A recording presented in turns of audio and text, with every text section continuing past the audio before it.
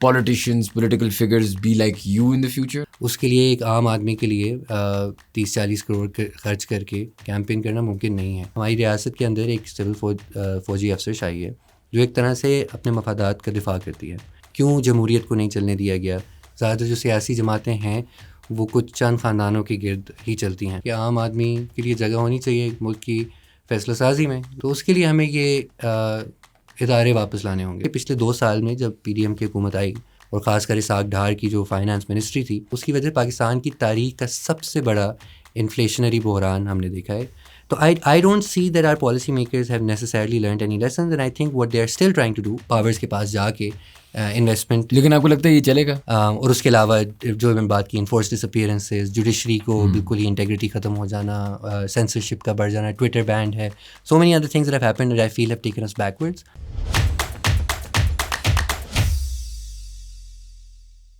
Assalamu alaikum everyone and welcome to another episode of How Does It Work, a podcast by Pro Pakistani. Our guest today is Ammar Rashid. He's a political figure. He's a lot of different things. So firstly, thank you so much for being on the podcast. Acha, I want to start a little bit with the political figure party. Gibran Nasir was on the podcast a little while ago. آپ لوگ بہت different ہیں to what mainstream politicians Pakistan میں جیسے ہوتے ہیں. آپ لمس کے پڑھے ہوئے ہیں, ورک ان ریسرچ, تو ڈفرینٹ پروفائل ہے. Maiz Jibran this is well and I found it interesting. آپ کو لگتا ہے کہ is the landscape changing, will more politicians, political figures be like you in the future, اور will they continue to be of the current mould جو ہے؟ What do you think? So yeah, first of all, thank you for having me. It's great to be here. جو آپ نے بات کی کہ نئے طرح کے سیاسی فگرز کا سیاسی میدان میں آنا, آئی تھنک اس کی ایک تو سمجھنے کی ضرورت ہے کہ وجوہات کیا ہیں. I think this is not an accident کہ جبران جیسے یا میرے جیسے, عمار جیسے, یا اور جنرلی مڈل اور ورکنگ کلاس طبقے سے یا پڑھے لکھے طبقے سے نوجوان سیاست میں کم آتے ہیں پاکستان میں. اور اس کو this is by design, like this is because of a series of changes جو کہ سیاسی نظام میں کیے گئے over time, especially from the Zia era onwards, جس کے اندر عام آدمی کے لیے سیاست کے اندر آنا مشکل ہو گیا. اور جس کی اگر کوئی بنیادی آج کل آپ اس کے کانٹورز دیکھیں تو مطلب سیاست میں دولت اور طاقت اور زمین کا جتنی اہمیت ہے آج کل, اس کے لیے ایک عام آدمی کے لیے کسی این اے یا PA کنسٹیچوئنسی کے لیے 30-40 کروڑ خرچ کر کے کیمپین کرنا ممکن نہیں ہے. اور اس کے ساتھ ساتھ پاکستان میں سیاسی جماعتیں بہت کمزور ہیں. زیادہ جو سیاسی جماعتیں ہیں وہ کچھ چند خاندانوں کے گرد ہی چلتی ہیں. وہ ایک طرح سے بس پیٹرنیج ڈسپینسنگ نیٹ ورکس ہیں, آرگنائز پولیٹیکل پارٹیز اس طرح سے نہیں ہیں. اور اس کے علاوہ سیاسی اسپیس کی شدید پاکستان میں قلت ہے. یعنی کہ یہاں پہ کبھی بھی بلدیاتی حکومتیں کوئی ایک ٹرم کے بعد سے نہیں چل سکیں. ابھی بھی ہم دیکھتے ہیں کئی سالوں سے بلدیاتی نظام ایک طرح سے زیادہ تر پاکستان کے صوبوں میں موجود نہیں ہے. اور مختلف اور قسم کے ادارے, طلباء یونین ہو گئے, جن کے ذریعے دنیا بھر میں سیاسی قیادت پروڈیوس ہوتی ہے, وہ پاکستان میں اب تقریباً 40 سال ہونے کو ہیں کہ ان کے اوپر پابندی عائد ہے. تو دس از ناٹ این ایکسیڈنٹ کہ پھر ہم دیکھتے ہیں کہ پھر سیاست میں وہی جاگیردار ہوتے ہیں یا کوئی بڑے تاجر ہوتے ہیں یا کوئی انڈسٹریلسٹ ہوتے ہیں, یا جو ریاست سے منسلک لوگ ہیں وہ سیاست کے اندر آتے ہیں. تو میرے خیال میں I do think it's changing more slowly than in other countries perhaps جہاں پہ یہ ادارے موجود ہیں.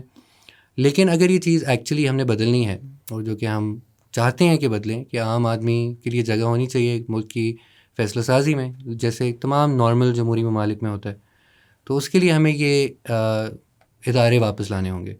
ایک تو ہمیں آبویسلی یہ جو کانسٹنٹ جمہوریت کے اوپر جو اٹیکس ہوتے رہتے ہیں, حکومتوں کو گرانا, اپنی مرضی کے لوگ لانا, رنگ کرا کے اپنی مرضی کی حکومتیں لانا, یہ اس کے خلاف ایک جمہوری محاذ کھڑا کرنا بہت ضروری ہے. پھر ساتھ ساتھ یہ جو مختلف ادارے ہیں, چاہے وہ بلدیاتی حکومتوں جیسے ہوں, ان کو آئینی پروٹیکشن کے ذریعے پاکستان میں لانے کی ضرورت ہے. یہ نہیں کہ بس جب بھی کوئی نئی حکومت آتی ہے وہ ایک نیا بلدیاتی نظام لا کے نئے لوگ اپنے بس لوگوں کو لانے کے لیے کر دیں. ساتھ ساتھ جو ہماری سیاسی جماعتیں ہیں ان کے اندر انٹرا پارٹی ڈیموکریسی آنے کی بہت شدید ضرورت ہے.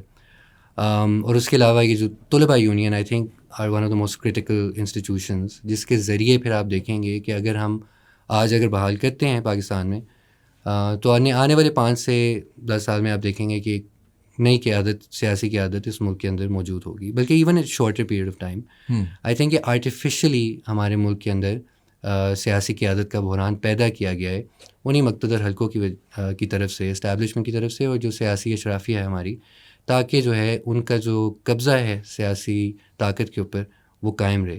تو اگر ہم نے قبضہ توڑنا ہے تو ہمیں یہ تمام یہ اسٹیپس لینے پڑیں گے, یہ جمہوری اداروں کو بحال کرنا پڑے گا, اور ساتھ ساتھ پھر ہمیں بات وہ بھی کرنی پڑے گی کہ وسائل کی تقسیم, کہ کیا وجہ ہے کہ اس سیاسی نظام کے اندر صرف ایک بندہ جس کے پاس کروڑوں ہیں یا جس کے پاس بڑی بڑی جاگیریں ہیں یا کوئی اس کا ریاست کے ساتھ کوئی بہت گہرا تعلق ہے, صرف وہی لوگ ہی کیوں الیکشن لڑ سکتے ہیں. اس کے لیے آئی تھنک پھر وسائل کی تقسیم کے سوال کے اوپر اور فنڈامنٹل ریفارمز کی طرف ہمیں بات کرنی پڑے گی. آپ نے بھی بات کی, ابھی ابھی الیکشنز ریسنٹلی ہوئے ہیں and conversations about rigging etcetera. آپ نے اوور دا لاسٹ ڈیکیڈ اور سو زیادہ بن ان دس سورٹ آف ورلڈ. ایک تو آپ کی پی ٹی آئی سے آپ نے پی ٹی آئی سے کام بھی کیا, آپ نے پی ٹی آئی کے خلاف بھی کانورسیشنز رہی ہوئی ہیں. یہ الیکشن اور 2018 کی کمپیریزن بہت زیادہ ہو رہی ہے, اور اب ہم لے مین کے لیے آپ تھوڑا سا اگر ایکسپلین کریں کتنا کوئی فرق ہے, کتنا کچھ obviously پاورز دیٹ بی کا انفلوئنس تو شاید دونوں میں تھا, لیکن واٹ آر دا ڈفرینسز؟ سو یا آئی مین اس کے اوپر میری کافی ہفتوں سے بحث اس کے اوپر میں خود بھی کہہ رہا ہوں, لوگوں سے چل رہی ہے. ظاہری بات ہے کہ جو اسٹیبلشمنٹ ہے اس کا پاکستان کی سیاست کے اوپر, الیکشنز کے اوپر انفلوئنس اس پاکستان کی تاریخ بھر میں رہا ہے. آئی ڈونٹ تھنک کوئی ایسا الیکشن آپ کو ملے گا جہاں پہ اس کو مینیپولیٹ اس کی آؤٹ کمس کو کرنے کی کوشش نہ ہوئی ہو. جہاں تک سوال ہے 2018 سے اس الیکشن کا کمپیریزن, تو میری رائے میں تو یہ بالکل ہی آئی ڈونٹ تھنک کمپیریبل ہیں. آئی تھنک جو اس سال ہوا ہے it probably has not happened in several decades in Pakistan. I think اس کے بہت سارے پہلو ہیں. آپ بھلے الیکشن کے جس مرضی مرحلے کو دیکھیں, چاہے آپ پری پول ریگنگ کو دیکھیں کس سطح پہ ہوئی, چاہے آپ پولنگ ڈے پہ دیکھیں جو کچھ ہوا, چاہے پولنگ رات کو جو ریزلٹس جس ایکسٹینٹ تک اور جس اسکیل پر مینیپولیٹ کیے گئے, چاہے پوسٹ الیکشن جو ہے کس طریقے سے حکومت کو لانے کے لیے, ایک مائنورٹی گورنمنٹ کو لانے کے لیے احکامات لیے گئے, تو اس ہر اسٹیج پہ دیکھیں. سو فار انسٹنس پری پولنگ رنگ کو دیکھیں تو یقیناً 2018 میں بھی پری پول رنگنگ ہوئی تھی, خاص کر پی ایم ایل نون کے خلاف. مطلب ان کے کینڈیڈیٹس کو دستبردار کرنے کی کوشش کی گئی, پارٹی سوئچ کرانے کی کوشش کی گئی. ظاہر نواز شریف کو ڈسکوالیفائی کیا گیا چند ہفتے پہلے الیکشن سے, similar to Imran Khan, and ان کی لیڈرشپ کو, ایک قیادت کو جیل کیا گیا. یہ سارا کچھ ہوا جو کہ اس دفعہ بھی ہوا, لیکن اس دفعہ جو ہوا وہ ایک بہت بڑے سطح کے اوپر ہوا. اس دفعہ صرف یہ نہیں کہ لیڈرشپ کو جیل کر دیا گیا, بلکہ پی ٹی آئی کی جو اکثریت لیڈرشپ ہے اس سے تو پارٹی چھڑوا دی گئی. The majority of his leadership جو 2018 میں پی ٹی آئی کی تھی that left the party over the last year. اس کے ساتھ ساتھ پھر thousands of workers were put into jail and thousands of them are actually still in jail. اس کے علاوہ ہم نے دیکھا کہ فیملیز کے ساتھ کلیکٹیو پنشمنٹ کی سطح کے اوپر چیزیں ہوئیں. جبری گمشدگیوں کا جس سطح کے اوپر اس الیکشن میں استعمال ہوا ہے وہ ہم پہلے زیادہ دیکھتے تھے. بلوچستان میں ہوتا تھا, فاٹا میں ہوتا تھا, وار آن ٹیرر کے گرد ہوتا تھا, سندھ میں ہوتا رہا. اس دفعہ ہم نے دیکھا کہ مین اسٹریم کے اندر پاکستان میں, پنجاب میں, اسلام آباد میں, کراچی میں الیکشن مینیپولیشن کے حوالے سے بڑے پیمانے کے اوپر استعمال کیا گیا.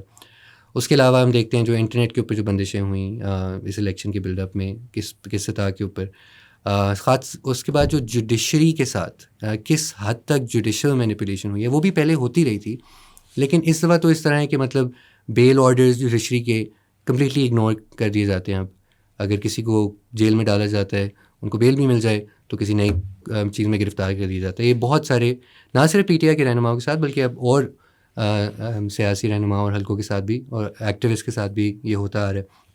پھر جو ملٹری کورٹس کا استعمال, پھر اس کے آئی تھنک ون آف دا کی ڈفرینسز دین پری پول اسٹیج پہ واز کہ جو الیکشن سمبل لیا گیا پی ٹی آئی کا, کہ ایک طرح سے پارٹی کا جو رائٹ ٹو ایسوسیشن ہوتا ہے جس کی بنیاد کے اوپر, اور جس کے لیے تمام جمہوری قوتیں پاکستان بھر میں لڑتی رہی ہیں, کیونکہ پہلے بھی ڈکٹیٹرز آ کے سیاسی پارٹیوں کو بین کر دیتے تھے اور الیکشن میں کنٹیسٹ کرنا نہیں دیتے تھے, جیسے 1980s میں ضیاء نے کیا, ایوب خان نے بھی کیا. تو اسی طرح اس دفعہ بھی ہم نے دیکھا کہ ایک پارٹی کو ایک طرح سے ایز اے پارٹی کنٹیسٹ کرنے سے روک دیا گیا. اور دین آبویسلی دا کیسز جو عمران خان کے خلاف آخری دن میں ہوئے, عدت والا case I think was also some thing fairly unprecedented. I don't think ہمارے کسی بھی سابقہ وزیر اعظم کا نکاح جو ہے خارج کیا گیا ہے پاکستان کی تاریخ میں. تو یہ ساری چیزیں آئی تھنک پری پول سطح کے اوپر کافی واضح ہے کہ some things happen in a much greater stage greater extent. پھر پولنگ ڈے کے اوپر شاید پاکستان کی تاریخ کا پہلا الیکشن تھا جس کے اندر فون سروسز بند کر دی گئیں، موبائل براڈ بینڈ بند کر دیا گیا. ایک طرح سے ایک ووٹ سپریشن کا ایک ٹیکٹک تھا. اور میں خود پولنگ ڈے میں فیلڈ میں تھا اینڈ آئی سو کتنی زیادہ لوگوں کو دقت ہو رہی تھی اپنے پولنگ اسٹیشن پہ پہنچنے کے لیے اور ووٹ دینے کے لیے. And then what we saw happen in terms of جب لگ رہا تھا کہ پی T I is in the lead, اور اس کے بعد رات کے وقت جو ہے ای ایم ایس جو ڈاؤن ہوا، الیکشن رزلٹس آنا بند ہو گئے، اور صبح جو ہے ہم نے دیکھا کہ کہیں ڈزنز آف سیٹس کے اوپر جو ہے رزلٹس فلپ کیے گئے. ناؤ اگین 2018 میں بھی رزلٹس فلپ ہوئے تھے، آر ٹی ایس کا سسٹم ڈاؤن ہوا تھا، اینڈ اوور نائٹ جو ہیں کافی زیادہ سیٹس کے لگتا تھا کہ رزلٹس فلپ ہوئے ہیں. لیکن اس الیکشن میں بھی تھا. فار انسٹنس مجھے یاد ہے ادھر سے میں نے الیکشن اسلام آباد سے لڑا تھا، اور دا ڈفرینس مینلی واز کہ جب 2018 کے الیکشن میں P T I was obviously getting support from the establishment, it was very clear, but it was still also had a very organic support base middle class کے اندر، urban areas کے اندر، خیبر پختونخوا کے اندر، جہاں پہ ایک آرگینک سپورٹ بیس تھی. And in many seats they were expected to win, and many of the seats they were overturned. For instance مجھے یاد ہے کافی کانٹروورشل سیٹ تھی شاہد خاقان عباسی کی مری میں، جو پی ٹی آئی سے ہارے تھے اور اس کے پیچھے کافی لڑتے رہے. انہوں نے بھی فارم 45 کی بات کی، but ultimately that was a very close race that was flipped in favor of PTI. 19-20 basically change over. Exactly, and this was true for a number of other seats also. But this time what's happened, and there's a lot of evidence available now that I've had a look at, is that bahut badi margins ki victories where PTI candidates were winning by tens of thousands of votes, 70,000, 80,000, 100,000, 3 times the number of votes that the PMLN got, in seats کو flip کر دیا گیا. اور پی T I کے tens of thousand سے vote کم کیے گئے، and P M L N یا ایم کیو ایم یا آئی پی پی کے کینڈیڈیٹ کو ٹینز آف تھاؤزنڈ مزید ووٹس دیے گئے. یہ فارم 45-47 والی جو بات ہوتی ہے، اگر یہ سب اویلیبل ہے ڈیٹا، تو یہ ریورس کیوں نہیں ہو رہے ڈیسیجنز، یا ہو جائیں گے؟ کیسے ہو سکتا ہے کہ اگر آپ کے پاس سارے ایویڈنس، اس طرح ہم نے بھی بات کی ایویڈنس کی، اگر آپ کے پاس اویلیبل ہے، یا سب کے پاس اویلیبل ہے، what is stopping it from being overturned? ہاں، so I mean to just to finish my last point was simply to say کہ جو پوسٹ پول ریگنگ ہوئی ہے to change the seats was on a much greater scale than it happen in 2024. And finally I think the most crucial thing about this election which makes it different is that there is a lot of evidence, documentation available, جو کہ 2018 میں اور اس سے پچھلے elections میں اس طرح سے نہیں تھی. And I think it has to do with a lot of things. Unexpected انہیں لگ رہا تھا کہ پری پول ٹیکٹکس کامیاب ہو جائیں گے، اتنے لوگ نہیں نکلیں گے، موبائل نیٹ ورکس بھی بند کر دیے، so they won't have to essentially do much. But when the result started coming in then they realise okay that P T I is likely going to come in with a majority. And I think they intervened much later in the day in number of constituencies. And اس وقت تک form 45 جو تھے وہ زیادہ تر polling agents کو مل چکے تھے. So it was a bit of hatched job.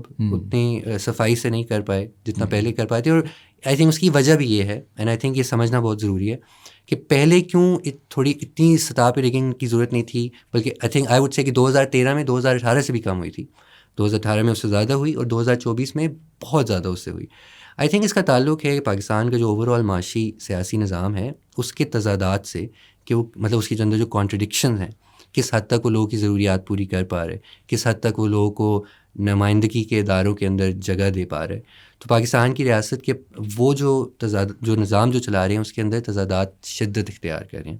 تو اس لیے اب انہیں زیادہ کوئرژن کا استعمال کرنا پڑ رہا ہے، کیونکہ لوگ زیادہ بدظن ہیں ابھی اس نظام سے. تو وہی جو آپ کی بات تھی کہ کیوں نہیں اس کو ایڈریس کیا جا رہا، آئی تھنک اس کا وہی جواب ہے جو کہ پاکستان میں تاریخ میں پہلے بھی کیوں جمہوریت کو نہیں چلنے دیا گیا، کیوں جو ہے لوگوں کو اپنے عوامی نمائندے چننے کا اختیار نہیں دیا گیا. وہ اسی لیے کیونکہ آئی تھنک ہماری ریاست کے اندر ایک سول فوجی افسر شاہی ہے جو ایک طرح سے اپنے مفادات کا دفاع کرتی ہے، اور کبھی کبھی اس کو وہ سیاسی فیسز ہمیشہ عموماً اس کے لیے کوئی سیاسی فیسز ہوتے ہیں، جو کہ کوئی سیاسی جماعتیں جو ان کے لیے وہ کام کرتی ہیں وہ فیس ادا کرتی ہیں. ابھی مسئلہ یہ ہے کہ جن سیاسی جماعتوں کے ساتھ انہوں نے الحاق کیا ہے، جن کو اپنا فیس انہیں بنایا ہے، وہ بہت غیر مقبول ہیں معاشرے میں، اور اس کی تاریخی وجوہات بھی ہیں. ظاہر ہے یہ ڈائناسٹک پارٹیز ہیں، ان کے اندر کوئی اتنی عوام کی نمائندگی نہیں ہے، عام لوگوں کی لیڈرشپ کے لیے کوئی جگہ نہیں ہے، وہی چہرے پچھلے 40 سال سے چلتے آ رہے ہیں. لیکن ساتھ ساتھ آئی تھنک یہ بھی ہے کہ پچھلے 2 سال میں جب پی ڈی ایم کی حکومت آئی اور انہوں نے جس طرح کے اقدامات لیے معاشی، اور خاص کر اسحاق ڈھار کی جو فائنانس منسٹری تھی، اس کی وجہ سے جو کچھ فیصلے ہوئے اس کی وجہ سے پاکستان کی تاریخ کا سب سے بڑا انفلیشنری بحران ہم نے دیکھا ہے، جس کے اندر شاید 71 کی دہائی کے بعد 71 کے بعد سب سے زیادہ پاکستان میں اس سطح کے اوپر مہنگائی آئی ہے، اور ساتھ ساتھ بے روزگاری بھی بڑھی ہے، اور اتنی معاشی بدحالی ہے کہ لوگوں نے اس جماعت کو جس نے اس چیز کو اوور سی کیا تھا اس کو ایک طرح سے ریجیکٹ کیا ان انتخابات میں. تو آئی تھنک لیکن مسئلہ یہ ہے کیونکہ اسٹیبلشمنٹ اور پی ٹی آئی کے درمیان ایک تضاد پیدا ہو گیا اپریل 2002 کے بعد، اور ان کو آئی تھنک قبول نہیں ہے کہ وہ اس جماعت کو واپس ان پاور آنے دیں انلیس اینڈ انٹل وہ مکمل طور پہ ان کی اظہار داری کو قبول کرے، ان کے مطالبات کو، ان کے معاشی انٹرسٹ کو، ان کے اوور آل سیاسی غلبے کو جو ہے تسلیم کرے. آئی تھنک جب تک وہ نہیں کریں گے تو آئی تھنک ان کو قابل قبول نہیں ہوں گے.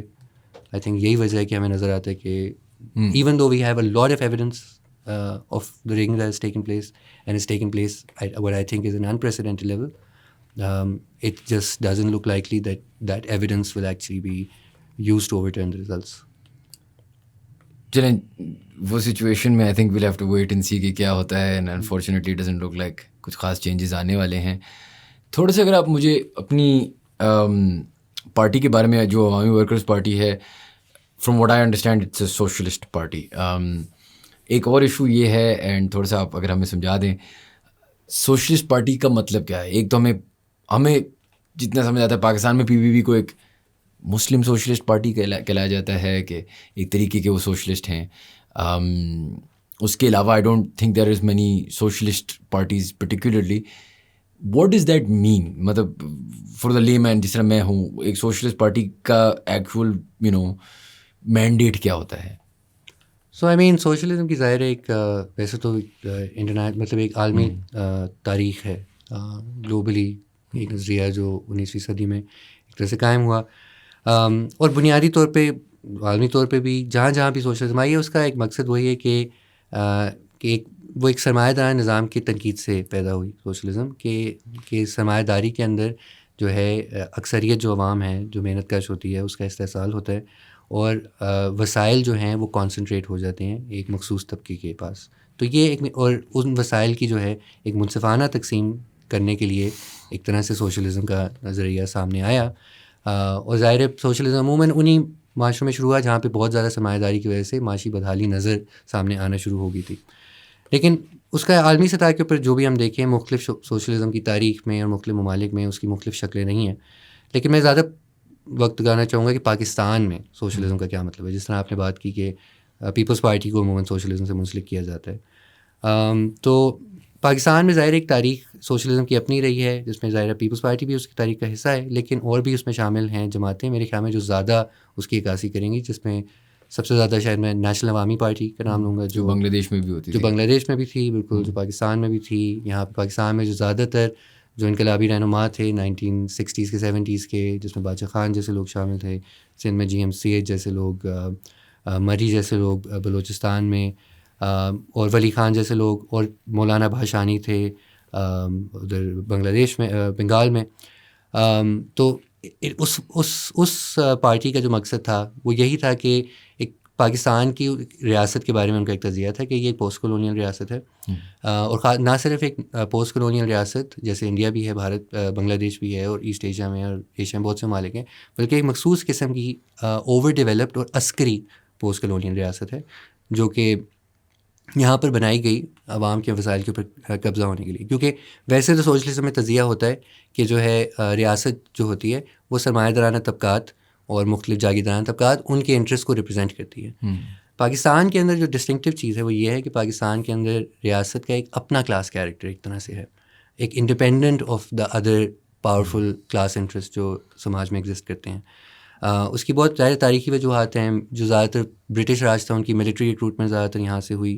یہاں پہ جو مطلب جو کوئرسو ایپریٹس تھا اسٹیٹ کا، جو لا انفورسمنٹ کا اور آرمی کا ایپریٹس، وہ باقی ریاستی اداروں سے زیادہ مضبوط اور زیادہ آرگنائز تھا پرائر ٹو انڈیپینڈنس.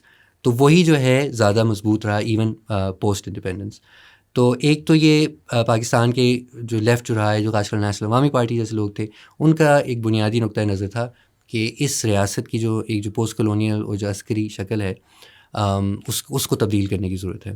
اور اس کو جمہوری کرنے کی ضرورت ہے, اس کو ایک ملٹی نیشنل کیریکٹر دینے کی ضرورت ہے, کہ بجائے کہ ایک نیشنل آئیڈینٹی اوپر سے امپوز کی جائے, اس کی جو ہے مختلف پاکستان میں قومیں ہیں, زبانیں ہیں, ان سب کے لیے ریپرزنٹیشن اور برابر کی ہونی چاہیے. اور ساتھ پھر وسائل کی تقسیم کی بات تھی کہ اس ملک میں لینڈ ریفارم ہونا چاہیے. زمینوں, Pakistan continues to be one of the most land unequal countries in the world. تو اس وقت بھی لینڈ ریفارم کی بات ہوتی تھی, اور جس کے نتیجے میں جو تھوڑی بہت پاکستان میں 70s میں ہوئی وہ انہی نیب جیسی قوتوں کی جدوجہد کی وجہ سے تھی, جنہوں نے پیپلز پارٹی بھٹو کو بھی مجبور کیا کہ ایون کوئی سپرفیشل سطح پہ بھی لیکن کچھ نہ کچھ لینڈ ریفارم ہوا. پھر اس کے بعد پاکستان میں جو سوشلزم کا سوال جو رہا ہے وہ ہمیشہ وہ جو ریاست کا ٹیکس کا سوال ہے کہ کس کو کن طبقات جو پاکستان میں ہیں جو ٹیکس دے رہی ہیں. پاکستان میں فار انسٹنس 75% جو ٹیکس ہے وہ انڈائریکٹ ٹیکس کلیکٹ کیا جاتا ہے عام لوگوں سے, GST کے شکل میں, کیا کہتے ہیں, بجلی گیس کے بلوں کی شکل میں, پیٹرول کے اوپر بلوں کی شکل میں. تو وہ اس کا تبدیل ہونا کہ ایک ایسا منصفانہ ایک نظام لایا جائے جس کے اندر جو بڑے جاگیردار ہیں, جس کے اندر بڑے سرمایہ دار ہیں, بڑے انڈسٹریلسٹ ہیں, تاجر ہیں, ان کو ٹیکس نیٹ میں لایا جائے. اس کے علاوہ جو بنیادی طور کے اوپر اگر خلاصہ یہ ساری چیزیں کیا جائے, اور اس کی I'm hoping we'll get into more details about what kind of policies we actually would like to see in Pakistan. لیکن الٹیمیٹلی اگر مجھ سے پوچھا جائے کہ سوشلزم کا پاکستان میں کیا مطلب ہے, تو میرے نزدیک میں کہ اس ریاست کو ایک عوامی اور جمہوری ریاست بنانا جو کہ ایک سول فوجی افسر شاہی کے ماتحت نہ ہو, بلکہ ایک ایسی جمہوری ریاست ہو جس کے اندر عوام کی رائے ہر سطح کے اوپر, چاہے فیڈرل سے پروونشل چاہے لوکل سطح کے اوپر, عوامی رائے کے ذریعے چلے. ایک ایسی ریاست, ایک ایسا معیشت ہو جس کے اندر وسائل جو ہیں وہ ایک مخصوص طبقے کے پاس نہ ہوں, چاہے وہ لینڈ ریفارم کے ذریعے تقسیم کیے جائیں, چاہے وہ ویلتھ ری ڈسٹریبیوشن کے ذریعے تقسیم کیے جائیں, چاہے وہ ایسے پبلک پروگرامز کے ذریعے تقسیم کیے جائیں جس میں لوگوں کو روزگار بھی ملے اور لوگوں کی بنیادی سروسز بھی لوگوں تک پہنچیں. اور ساتھ ساتھ جو ہے ایک ایسے فائنینشیل سسٹمز ہم بنائیں جس کے اندر which are gear towards actually improving جو پروڈکٹیو کیپیسٹیز ہیں پاکستانیوں کی, کہ پیداوار کس طرح ہم بہتر کر سکتے ہیں اور منصفانہ طریقے سے کر سکتے ہیں, جس سے ہم نہ صرف اپنے ملک کی ضروریات پوری کریں بلکہ جنرلی اس کو ایک سوورن انڈیپینڈنٹ ملک بنایا جا سکے. تو یہ I think these are contemporary Pakistan میں. اینڈ ظاہر اس کے ساتھ اور چیزیں بھی جڑتی ہیں جیسے خواتین کی برابری. اب خاص کر اگر 21ویں صدی سوشلزم کی بات کریں تو اس میں کہیں بھی آپ تصور نہیں کر سکتے کہ آپ کوئی منصفانہ سماج بنا سکتے ہیں جب آپ کی اکثریت جو آبادی ہے یا 50% آبادی ہے اس کو نہ تعلیم ملتی ہے, نہ صحت ملتی ہے, نہ روزگار ملتا ہے, نہ کوئی اس کی رائے ہوتی ہے سماجی اور سیاسی فیصلہ سازی میں. تو آئی تھنک یہ براڈ کنٹورز ہیں پاکستان میں اگر 21ویں صدی سوشلزم کی بات کریں. And for me personally again the label is not important. میرے لیے یہ امپورٹنٹ نہیں ہے کہ 20ویں صدی میں کیا ہوا تھا, کس چیز کو سوشلزم کنسیڈر کیا جاتا تھا, یا دوسرے ممالک میں بھی کہ کیا سوشلزم کنسیڈر کیا جاتا ہے نہیں کیا جاتا. میرے نزدیک پاکستان میں جو کچھ ہو رہا ہے, پاکستان کی بڑے مخصوص مسئلے بھی ہیں. تو آئی تھنک چاہے آپ سوشلسٹ ہوں, چاہے آپ کیپٹلسٹ ہوں, چاہے وہ آپ سینٹرسٹ ہوں یا لبرل ہوں یا جو بھی ہوں, آئی تھنک بہت اہم ہے کہ ابھی ہم پاکستان کے جو مخصوص مسئلے ہیں ہماری ریاست سے جن کا تعلق ہے, ہماری معاشی ڈھانچوں کی معاشی اسٹرکچر سے جن کا تعلق ہے, ہمارے طبقاتی نظام سے جن کا تعلق ہے, ہماری پرٹیکولر جو کوئی اسٹیٹ کیپیسٹیز کے جو مسئلے ہیں ان سے ان کا تعلق ہے, پروڈکٹیو کیپیسٹیز کے مسئلے ہیں. I think we should be talking about those and need to develop some kind of a common understanding across the spectrum کہ کیا ہونا چاہیے. البتہ ہمارے سوشلسٹ کے ذہن میں تو ہمیشہ یہی ہوتا ہے کہ یہ تبدیلیاں تب تک نہیں ممکن ہوں گی, یہ کوئی پالیسیز نہیں ہے جو کوئی ٹیکنوکریٹ آ کے اوپر سے لگا سکتا ہے. یہ تبدیلیاں تبھی ممکن ہوں گی اگر عوام سیاست کے اندر خود اپنے آپ کو منظم کریں گی اور اپنے مفادات اور اپنے انٹرسٹ کے لیے سیاسی میدان میں آ کے لڑیں گی. یہ کبھی ممکن نہیں ہوگا اگر یہی چند جاگیردار, یہی چند سرمایہ دار, یہی سول فوجی افسر شاہی اس ملک کے اختیارات اور وسائل کے اوپر قابض رہیں گے. اگر آپ کی جیسی جس طرح سوشلسٹ پارٹی ہے, because it's so different to what normal democratic جو باقی پارٹیز ہیں پاکستان میں, اس طرح کی اگر ایک پارٹی پاور میں آئے ہائپوتھیٹکلی ایک دنیا میں, لیٹ سے پاکستان میں آ جاتے ہیں آپ لوگ کیا اس کو ڈیموکریسی سے تھوڑا ہٹ کے سمجھتے ہیں؟ Just walk me through this, because آپ نے لینڈ ریفارم بھی کرنا ہے, آپ نے اسینشلی جو مینڈیٹ ہے وہ اتنا الگ ہے کہ آپ سمجھ لیں کہ آپ بالکل ہی پاکستان کی ڈفرینٹ اداروں کو ریولیوشنائز کر رہے ہیں، رائٹ. یہ ایک پاکستان کی گیم آف تھرونز والی پولیٹیکل اسفیئر میں تو ہو نہیں سکتا. یہاں پہ تو 4 سے 5 سال اگر کوئی حکومت گزار لے تو it's considered to be a very big success. Hand over of power, ہمارے یہاں پہ بہت سارے مسئلے ہیں. ڈو یو تھنک کہ پہلے تو یہ ہے کہ democracy he in it self جس طرح ہے پاکستان میں وہ فیل ہو رہی ہے، and we need to relook at the model. And with a party like yours, I don't want to use the word communist, that's the wrong word, لیکن would it be a longer term 10-15 years, because جو reforms ہیں، جو یہ ساری چیزیں ہیں، یہ تو اس کرنٹ ڈیموکریٹک یا اکنامک اور پاکستان کا جو کرنٹ کلائمیٹ ہے اس میں تو ہو ہی نہیں پائیں گی نا. would you agree with that? I mean these are all obviously بہت ساری جو ہمارے مطالبات ہیں کافی چیلنجنگ ہیں پاکستان کے کانٹیکس میں. لیکن جو آپ سوال جو ریز کر رہے ہیں نا کہ جمہوریت کا اور سوشلزم کا کیا اس میں اس طرح سے کوئی تضاد ہے، تو وہ میں نہیں سمجھتا نیسسریلی کہ کوئی تضاد ہے. جمہوریت ایک سیاسی نظام ہے اور سوشلزم جو ایک معاشی نظام کا نام ہے. اینڈ ظاہر ہے مجھے یہ سمجھ آتی ہے کہ 20ویں صدی میں ایک تاریخ رہی ہے کمیونسٹ جو پورا بلاک تھا اس کی، سوویت یونین کی، چائنا کی بھی، جس کے اندر ایک طرح سے ایسوسیشن بن گئی ہے سوشلزم کی، کمیونزم کی ود اتھارٹیرینزم، ایک ریاستی جبر اور غیر جمہوری سورٹ آف نظاموں کے ساتھ. تو آئی تھنک میرے نزدیک تو جتنے بھی اس طرح کے سیاسی تجربات ہوئے ہیں وہ تجربات ہیں، مطلب تاریخ میں مختلف قسم کے تجربات ہوئے ہیں. جب جمہوریت کا بھی سب سے پہلے تجربے ہوئے تھے فرینچ ریولوشن کے بعد، جو پارلیمنٹری جمہوریت قائم کرنے کی کوششیں کی گئی تھیں، تو اس میں بھی بہت ساری اتھارٹیرینزم ہوئی تھی. جو ہم رابسپیئر کا وہ جو ہم دیکھتے ہیں، اس نے بھی آ کے فرانس کے اندر بڑے پیمانے کے اوپر جاگیرداروں کو اور مونارکی کہہ لا اس کو قتل و غارت کی، اور بڑی ایک اتھارٹیرین سا ایک نظام بنایا، اور اس کی پھر رد و بدل ہوتی رہی اوور ٹائم. پھر وہ مزید تضادات اس نظام میں بھی بڑھے، اور پھر سوشلزم کا سوال پھر عام ہوا. اینڈ اس کے اندر بھی سوشلزم کے اندر بھی جو بہت ساری ریاستیں بنی، انہوں نے بھی ایک طرح سے جمہوریت کے سوال کو نظر انداز کر دیا. لیکن آئی تھنک ہمارے لیے ہم تو جو 21ویں صدی میں یہ جو کام کر رہے ہیں، ہمیں تو ہماری بہت بڑی غلطی ہوگی اگر ہم 20ویں صدی کے تجربات سے سیکھتے نہیں ہیں. اور نہ صرف 20ویں صدی کے سوشلسٹ اور کمیونسٹ ریاستوں کے تجربات سے اور انہیں جو غلطیاں کیں اور ان کو جو بھگتنا پڑا، بلکہ ہم اپنے ملک کے بھی اگر تجربات سے دیکھیں تو میرے نزدیک تو کوئی بھی ایسی سوشلزم کامیاب نہیں ہو سکتی جو جمہوری نہیں ہو. اور 21ویں صدی میں جنرلی ہم دیکھتے ہیں کہ جو نئی نوجوان نسل کے اندر جو سوشلسٹ تحریکیں دنیا بھر میں جو ابھری ہیں، وہ جمہوری ایک نقطۂ نظر سے ہی دیکھتی ہیں اپنی جدوجہد کو، کہ وہ اس طرح سے وہ پاور کی سینٹرلائزیشن اس طرح سے پھر سے نہیں چاہتی کہ جو 20ویں صدی میں ہوئی. میں نزدیک جو مختلف قسم کے سوشلسٹ ماڈل جو ابھی آ رہے ہیں، اس کے اندر مطلب پاور کو ویلتھ کے ساتھ ساتھ ڈی کانسنٹریٹ کرنے کا بھی سوال اس میں آ رہا ہے، کہ یہ نہیں کہ ایک ریاست جو ہے ساری پروڈکشن کو خود سے طے کرے گی، ہر چیز کو نیشنلائز کر دیں اور خود چلائے گی. وہ اب آج کل کے معاشی نظام میں، گلوبل سسٹم میں نہ تو ممکن ہے، نہ ہی آئی ڈونٹ تھنک ایک کوئی effective way of organizing all resources ہے. یقیناً کچھ ایسے ہو سکتے ہیں جن کو انڈسٹریز، جن کو کمانڈنگ ہائٹس کہا جاتا ہے، جو کہ بڑی کرٹیکل انفراسٹرکچر کی انڈسٹریز ہوتی ہیں، یا چاہے آپ ایجوکیشن جیسی چیزوں کی بات کریں، پبلک ہیلتھ کی بات کریں، اور مختلف قسم کے public works programmes, social protection related base پر اس طرح کی انسٹیٹیوشنز جو کہ پبلک تحویل میں ہونا ضروری ہے. اور اس کے علاوہ بھی آپ مثالیں لے سکتے ہیں. لیکن جنرلی معاشرے کی معیشت کو کس طرح آرگنائز کرنا ہے، تو اب تو مطلب مختلف سوشل ممالک میں مطلب کوآپریٹیوز کا سوال پیدا ہوتا ہے کہ لوگ مل کے ایک ایسے انٹرپرائزز بنائیں جس میں پروفٹ صرف ایک فرد کو، ایک سرمایہ دار کو نہ جا رہا ہو، بلکہ جو ورکرز اس میں کام کرتے ہیں انہی میں ڈسٹریبیوٹ ہو رہا ہو. تو اس طرح کے برازیل میں فار انسٹنس آپ دیکھیں، حالانکہ وہ سوشلسٹ ممالک نہیں ہے لیکن وہاں لیفٹ کا کافی انفلوئنس رہا ہے. تو وہاں پہ تقریباً 40% آف جو برازیل کی جو ایگریکلچرل کموڈیٹیز ہیں وہ کوآپریٹیو ایگریکلچر سے پروڈیوس ہوتی ہیں.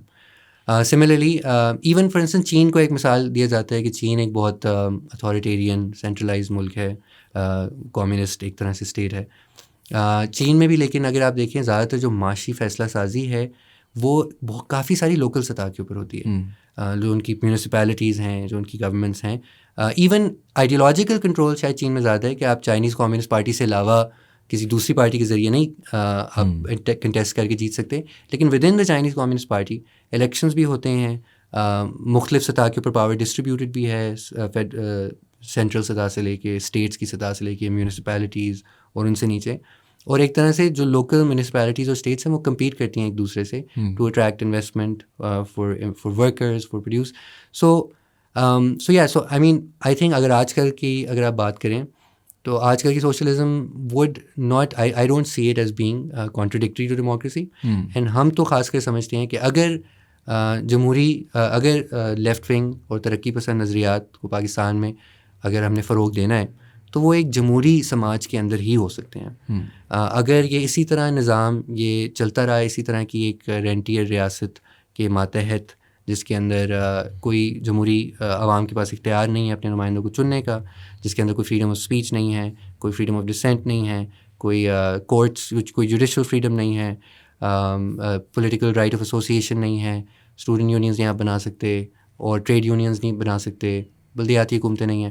اگر اس طرح کی بنیادی جمہوری فریڈمز پاکستان میں نہیں ہوں گے تو کوئی بھی ترقی پسند سوچ اور نظریہ اس کو فروغ دینے کی بھی آپ کے پاس پھر کوئی گنجائش نہیں ہوگی. پھر ہوگا وہی جو ہمارے جو چھوٹی سی اشرافیہ ہے 75 سال سے جس طرح ملک کو چلا رہی ہے ویسے ہی پھر چلتا رہے گا. تو میرے نزدیک تو خاص کر کے یہ جمہوریت یقیناً کافی نہیں ہے, یہ ایک ناکافی سسٹم ہے, اور اس میں ہمیں نظر آتا ہے کہ کس طرح طاقت اور دولت جو ہے وہ راج کرتے ہیں اور عام آدمی کے لیے جگہ نہیں. لیکن we need to actually reform that towards a more pro people robust economic democracy rather than abandon democracy altogether. لیکن اگر آپ تھوڑا دنیا کو دیکھیں ابھی, just to play devil's advocate, میں نہیں کہہ رہا کہ ہمیں کرنا چاہیے, لیکن میں بس سوال پوچھ رہا ہوں. چائنا کا آپ نے مثال دیا, رشیا, یہ جتنی آپ کی سوورن اسٹیٹس ہیں, سعودی, قطر, یو اے ای ایکسیٹرا, کچھ حد تک ہمارے پڑوسی بھی آج کل I won't see one party but ایک sort of different environment create ہو رہا ہے. ایلیٹ کیپچر کی بہت زیادہ بات ہوتی ہے اور اس طرح کے مسئلے مسائل کی بات ہوتی ہے, لیکن میرا سوال یہ ہے کہ ابھی تو ایسا ہے نا کہ ایک کنسسٹنٹ لڑائی چل رہی ہوتی ہے between different factions with in Pakistan. اگر ایک طبقے کو مثال کے طور پہ لیٹ سے مارشل لا ہے یا فوجی نہ لیں تو آپ کچھ بھی لے لیں, ون پارٹی رول بنا لیں, اس سے ہاں شاید ایسا ہوگا کہ ایک کریم زیادہ کھائے گی, لیکن in the grander scheme of things instability اور یہ جو سارے ہمارے مسئلے مسائل کنسسٹنٹلی چل رہے ہیں, ان کا بھی اگر دیکھا جائے وائی از اٹ دیٹ جب ہم اپنے آس پاس ملکوں کو دیکھتے ہیں and their levels of success, is it because وہ جو لیڈر ایٹ دیٹ ٹائم آیا تھا, آپ اس کو ڈکٹیٹر کہہ لیں یا آپ اس کو لیڈر کہہ لیں یا جو بھی اپنے اس کو کہنا ہے, وہ بہتر تھا. Are we the problem? Because there is a lot of corruption in the Chinese government, there's a lot of corruption in the Indian government, there's a lot of corruption in a lot of places that are also thriving economically. مطلب میں کبھی کبھار یہ سوچتا ہوں کہ what is the issue? Is it just the particular people? Is it that there are too many people? There are too many parties, there are too many... مطلب اگر چارٹر آف ڈیموکریسی پی پی پی اور پی ایم ایل این نے sign کی تو اس کے بعد ایک third party کھڑی کر دی ریاست نے, جس نے بھی آن اٹس اون میرٹ کھڑی ہوئی, جیسے بھی آپ نے دیکھنا ہے, اور ایک لڑائی واپس شروع ہو گئی. کنٹینیوٹی ہر بندہ کہتا ہے ہمارا سب سے بڑا ایشو ہے. How do I get to continuity? I mean, so that's a lot of questions. I'll try and tackle them one by one because I think, but with the fundamental question you were asking is کہ کیا بنیادی مسئلہ ہے and why are we stuck in these traps compared to other countries? Look, from the left ہم تو generally کوشش کرتے ہیں کہ اسٹرکچرل انالیسس کریں. فار انسٹنس ہم corruption is a problem but we see corruption more as a symptom of a system rather than problem it self.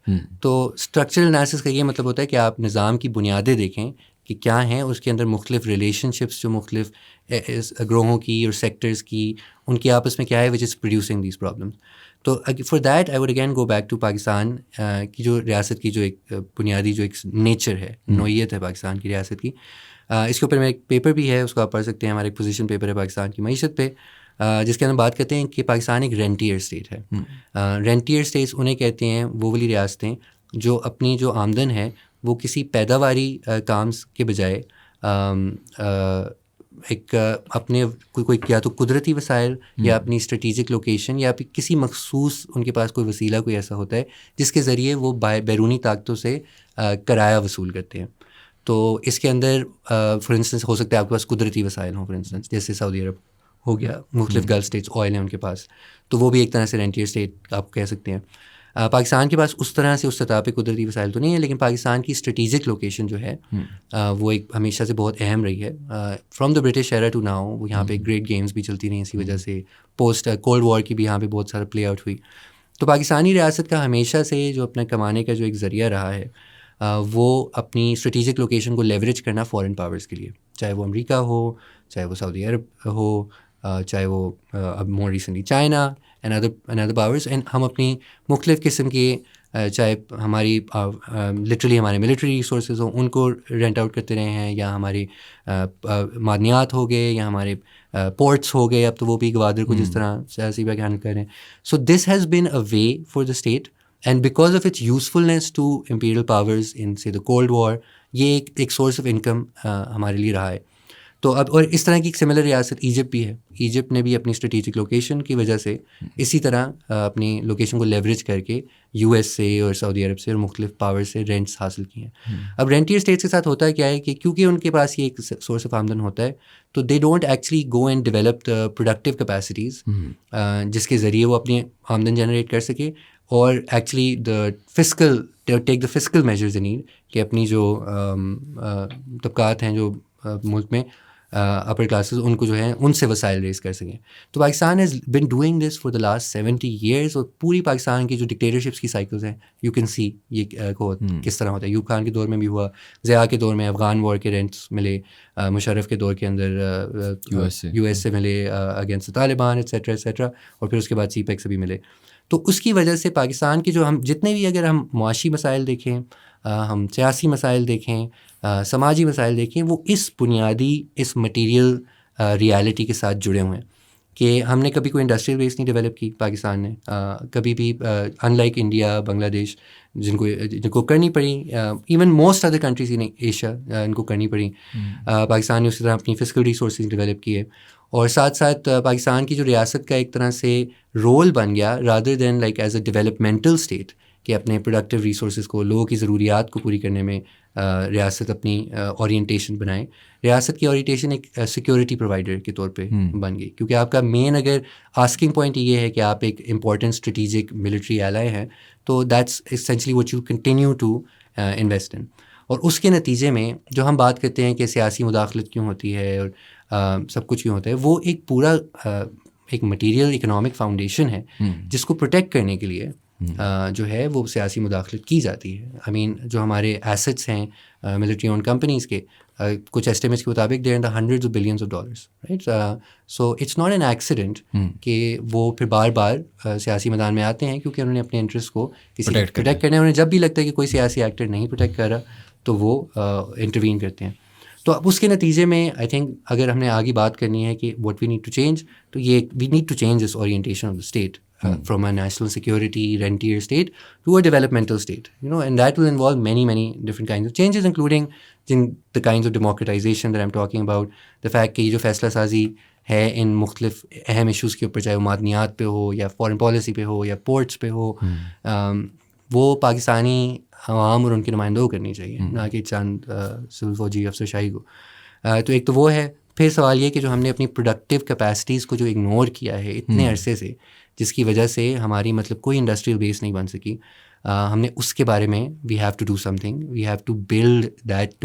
اور اس سے ہوتا کیا ہے کہ کیونکہ آپ کے پاس کوئی پروڈکٹیو کیپیسٹی نہیں ہے انڈسٹریل، خاص کر آپ کچھ پروڈیوس نہیں کرتے that you are selling to the rest of the world and you still importing from the rest of the world. مطلب آپ you import billions worth of petrol اور worth of food, worth of chemicals, worth of machinery جو آپ کو چاہیے. You can't do anything, you can't run the country without that, but you're barely exporting anything to the rest of the world. So balance payment کا issue رہتا ہے. Exactly. So you need to develop that productive capacity. وہ کس طرح ہوگا؟ ابھی تو لگتا ہے we're still going in the opposite direction.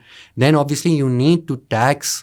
آپ نے جو ریاست آدھے وقت جو بورو کرتی رہتی ہے کیونکہ اپنے اخراجات نہیں پورے کر سکتی، جس کی وجہ سے انفلیشن بھی بڑھتی ہے، جس کی وجہ سے بینکس کا سارا جو ہے قرضہ حکومت گزارا ہوتا ہے سوائے کہ پرائیویٹ انٹرپرائز کو جائے، وہ بھی کیوں نہیں کرتی؟ کیونکہ it's not actually taxing the most economically powerful sectors of the country, چاہے وہ بڑے زمیندار ہوں which I think contribute less than 1% of total tax collected in the country, چاہے وہ جو تاجر برادری ہے which again earns in hundreds of billions of dollars, hundreds of billions but doesn't actually pays a fraction of that tax، چاہے وہ real estate lobby ہے، اس کے اوپر I think this is one of the most pressing issues in Pakistan's economy in our view. Pakistan's real estate assets currently are valued at, according to some estimates, at about $1 trillion, more than $1 trillion, yet جو annual ان سے tax collect ہوتا ہے it's less than like 30 billion rupees, again which is a pittance. And then اور بھی اس طرح کے بہت سارے سیکٹرز ہیں جن کو جو بالکل بھی ٹیکس سے باہر ہیں, اور کوئی 75% جو ہمارے ٹیکسز ہیں وہ انڈائریکٹلی عام لوگوں سے ضروری اشیاء کے اوپر ہم لے رہے ہیں.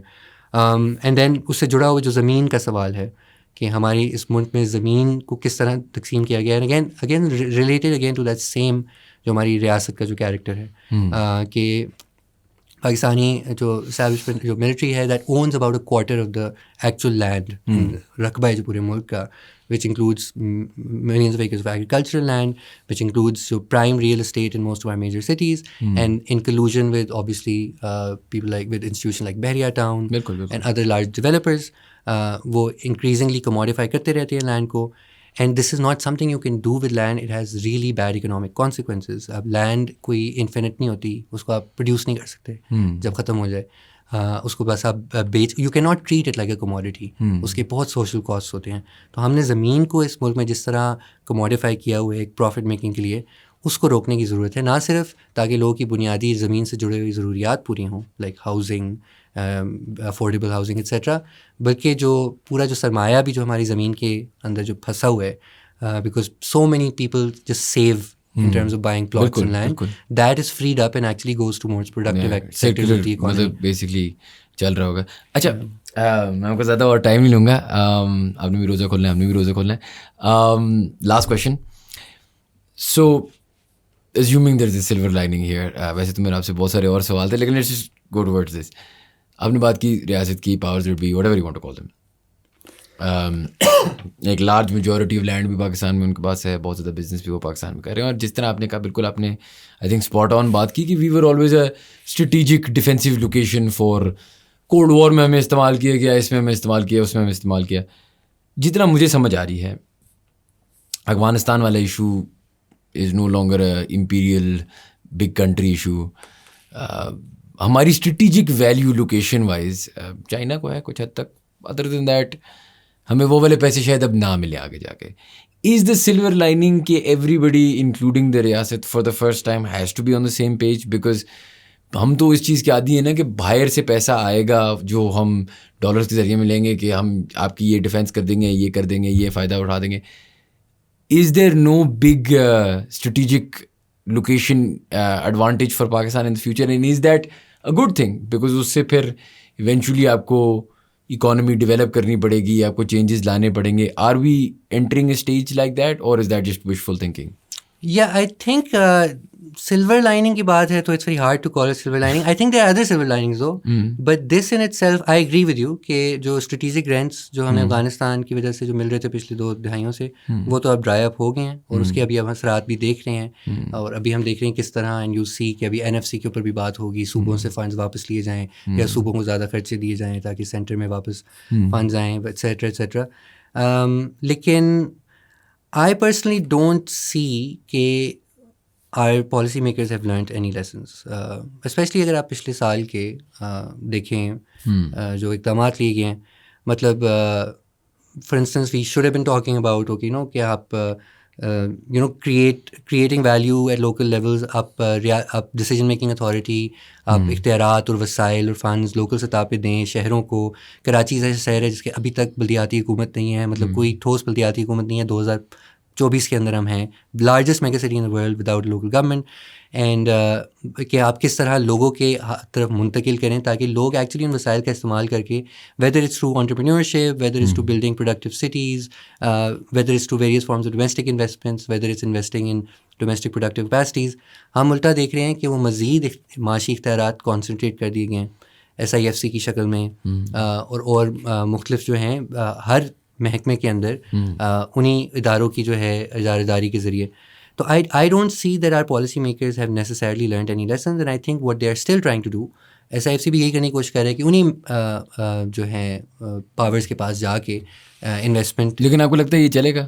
No, I don't think so. I just don't see. So then they'll have to change, na, because when they go back to the same powers that I think اس طرح فار انسٹنس چلے گا کہ جس طرح ہم نے ابھی ایجپٹ میں بھی دیکھا ہے کہ انہوں نے اپنی ایک بہت بڑی جو ہے ایک میونسپیلٹی جو ہے بیچ دی ہے UAE کو for billions of dollars. I think we'll see more of that. ہماری پرانے پہلے سے یہ ہمارا رہا ہے, جس طرح ہم نے گوادر ایک طرح سے چائنیز کو دے دیا, اسی طرح I think we'll see other ports and other minerals and other mines just basically bartered off to the highest bidder, and تاکہ اگلے 6 مہینے کے لیے, سال کے لیے, 2 سال کے لیے یہ کھاتا چلتا رہے. So I don't see that as a necessarily as a solution to the problem, and I don't see that happening.